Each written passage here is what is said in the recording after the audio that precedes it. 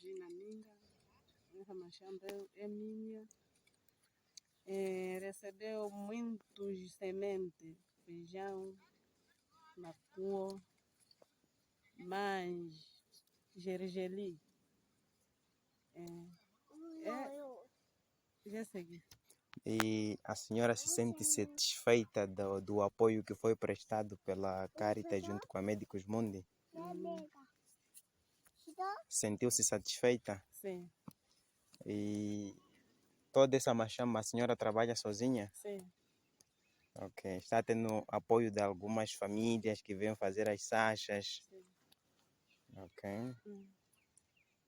Sim. Estamos no centro de reassentamento de Mirate, Sim. onde temos uma beneficiária do projeto. Sim. Estamos perante a machamba dela da cultura da amendoim, como estamos já a ver aqui. E aproximadamente uma machamba de 50 metros por 50, onde ela conseguiu pôr as devidas sementes que pude receber. E de lá do fundo podemos ver algumas famílias que estão apoiando na limpeza das infestantes aqui nesta cultura do amendoim. E é de louvar ver o trabalho que está sendo feito.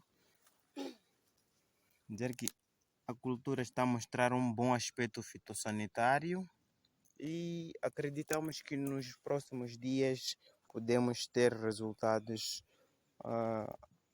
positivos, não é? Em relação à cultura do amendoim.